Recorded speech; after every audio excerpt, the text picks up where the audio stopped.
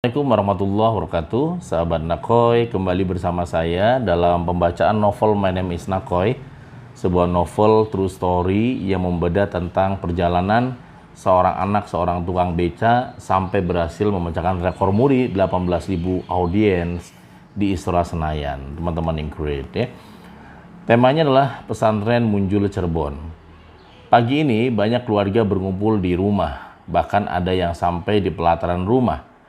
Oh ya, sebelum saya lanjutkan, jangan lupa like, subscribe, dan komen terbaik ya di channel YouTube Nakoy ini. Silahkan boleh di-share kepada teman-teman, keluarga, saudara, agar mendapatkan inspirasi dari novel My Name is Nakoy. Pagi ini banyak keluarga berkumpul di rumah, bahkan ada yang sampai di pelataran rumah. Mereka adalah saudara dan para tetangga yang akan melepas aku pergi di pondok pesantren. Aku mencium tangan emak dan bapak menandakan aku siap jalan meninggalkan kampung halamanku yang kucintai. Nang, bismillah ya, jangan ragu, niat kamu kuatin ya, kata emak. Jangan mikirin emak dan bapak, kamu anak lanang harus hebat. Emak menambahkan kata-kata motivasi pagi ini. Iya mak, saya izin berangkat mak. Bapak nggak bisa antar, harus jaga adekmu yang bontot dan mesti menjemur gabah hasil panen nanti siang. Kata emak, aku pun menatap dengan berat kepada bapak yang ikut berkaca-kaca menatapku. Lalu dari mulut bapak berkata, pergilah nang, ini sudah jalannya, anak lanang harus bisa menggantikan bapak ya. Bapak dan emak nggak bisa baca dan menulis, nggak bisa baca Quran dengan baik. Kamu nanti yang ngajarin ya di sana, yang prihatin, banyakin puasa dan ikuti kiai di pondok pesantren. Bapak akan menarik beca lebih semangat untuk biaya kamu sekolah di sana ya nang. Jadi orang hebat nanti kalau besar anak lanang, kamu akan diikuti oleh adik-adik kamu kelak. Bapak menambahkan. Jadi saya adalah anak laki-laki yang paling besar dan ada adik laki-laki 2. Jadi maksud di bapak adalah kalau saya sukses, saya akan diikuti oleh adik-adik saya. Aku pun duduk bersimpu mencium tangan bapak yang duduk di kursi, lalu bapak mendoakan dengan bahasa Jawa, ya Allah ya Gusti Allah, dari kena anak kula wong sukses lan hebat, kaya matahari sing terang benderang, buatna kula lan istri kula kang bodoh supaya bisa beribadah, donga kena anak lanang kula, nanang titip jiwa nanang agar sehat dan dadi anak berbakti karo wong tua, ya Gusti Allah. Bahasa Jawa Brebes Cirebonan ini menjadi bahasa pengantar diriku harus meninggalkan kampung halamanku. Lalu bapak mencium kepalaku dan membelainya. Jalan lanang, jangan sampai sore nanti pesantren ya, kata bapak. Aku pun mencium tangan saudara dan tetangga yang ikut berkaca-kaca. Bahasa Indianya merebes mili. Ada uwa, bibi, dan para tetangga yang mengantar sampai ke tukang beca. Waktu itu belum ada angkot sama sekali. Tukang beca yang sudah dari tadi siap di depan rumah langsung menyambut tas dan pembekalan yang aku bawa. Aku sendiri ke pesantren bersama emak dan Hafiz. 2 tukang beca mengantarkanku ke pasar Ciledug Cirebon, sekitar 12 km dari rumah menuju pasar. Aku bersama emak dan Hafiz sendiri. Kurang lebih membutuhkan waktu sekitar 40 menit. Ketika tukang beca menanjak dengan terjal, maka aku turun mendorongnya. Aku sendiri berbadan kurus dan berambut hitam, berbadan tinggi. Sepanjang jalan dari rumah ada sawah dan kebun bawang yang tertata rapih. Tampak dari jauh terlihat Gunung Slamet sebelah timur dan Gunung Ciremai di sebelah barat. Sampailah aku, Hafiz, dan emak di terminal Ciledug Cirebon. Terminal tampak panas dan kurang terawat. Tidak lebih dari 1 jam akhirnya bis ke arah Cirebon datang. Namanya adalah bis Mekar. Aku pun naik bersama emak dan Hafiz. Karena penuh, aku dan emak dapat kursi di belakang, sementara Hafiz di depanku. Di samping emak ada penumpang lain yang belum aku kenal. Aku yang berparas kurus semakin tampak kurus ketika tekanan angin yang sepoi dari jendela bis menuju Cirebon. Aku tertidur dalam perjalanan menuju Cirebon. Seperti dalam mimpi ada suara sedang dialog antara 2 perempuan. Setelah aku terbangun, pelan-pelan terdengar sempurna. Aku lihat dialog itu di antara emak dan penumpang yang duduk di sebelahnya. Mau kemana Bi? Penumpang bis bertanya kepada emak. Masukin anak pesantren, ning muncul pesantren. Emak menjawab, oh pesantren buntet ya, kata penumpang lagi bertanya. Bibi ora weru ning endi tempat pesantrennya, ini sama ponakan saya yang namanya Hafidz. Hafid wis setahun di pesantren, emak sering bahasa Indonesia dan bahasa Cirebonan dicampur aduk. Ibu yang duduk di sebelah emak akhirnya menggeser tubuhnya agar sorong ke depan lalu bertanya kepada Hafid yang sedang di depannya. Terlihat Hafid mengantuk karena terkena angin bis yang menenangkan. Mas, anak saya juga mau masuk ke pesantren. Ini pesantren di mana ya tempatnya? Ibu mencoba bertanya ke Hafid. Anak saya bandelnya minta ampun ya, sudah kewalahan saya kepada dia. Bapaknya aja juga udah nyerah.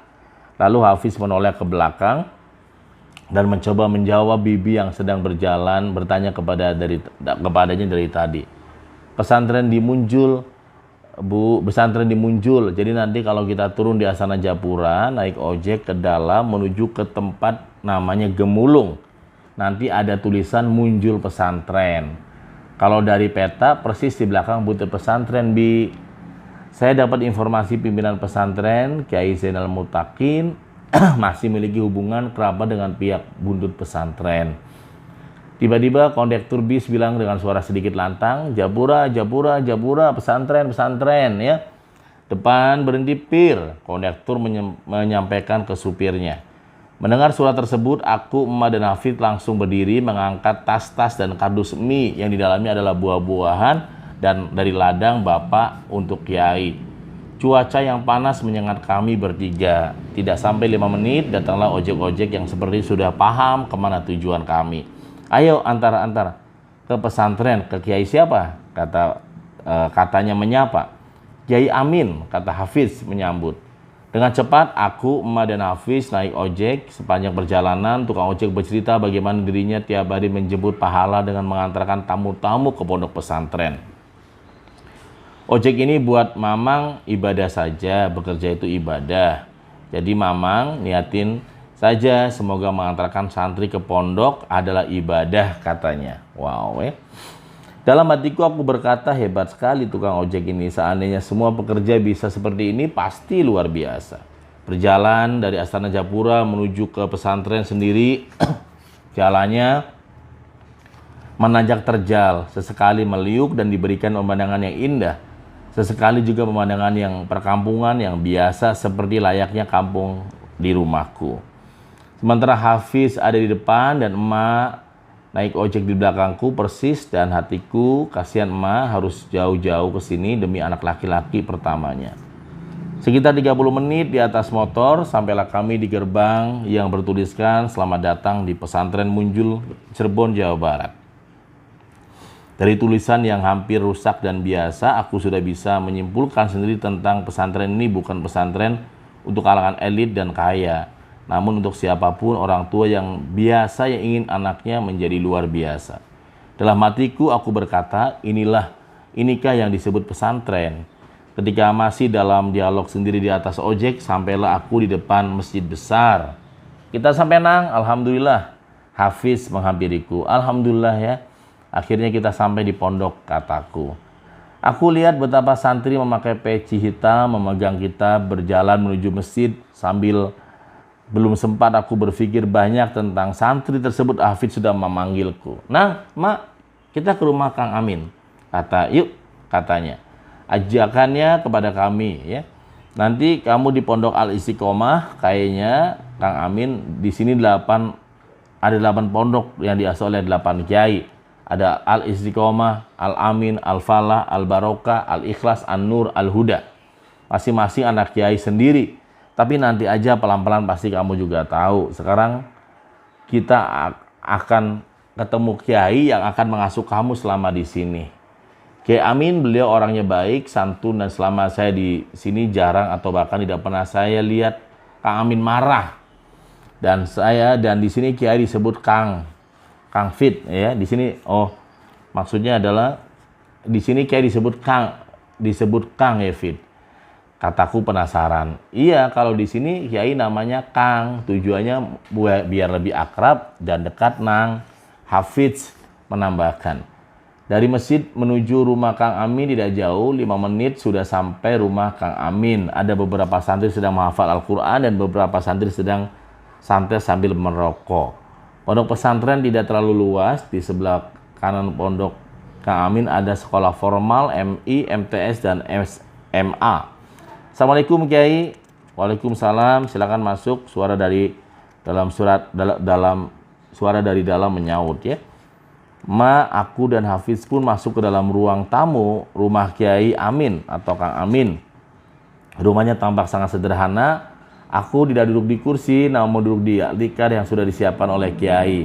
Perasaanku bercampur aduk ketika itu. Sementara aku tetap tatap mata emak yang mulai tampak sedih ketika beberapa saat lagi aku akan berpisah dengannya selamanya. Tampak di ruang tamu ada banyak kaligrafi Al-Quran tanpa bingkai. Sementara pikiranku masih liar memikirkan semuanya. Ada suara yang memotong lamunanku. Alhamdulillah Hafidz. Sama siapa Fid? Ada santri baru Kiai. Siapa ini dan monggo dinikmati, kata Kang Amin. Ya Kiai, ini namanya Nanang Kosim, asli wong Kalibuntu. Ini ibunya, Ibu Daryuna, bapaknya tidak ikut, namanya Bapak Sufyan, sedang jemur padi sambil ngomong adek kecil. Tenang sendiri, ulet dan fokus dalam mencapai tujuan.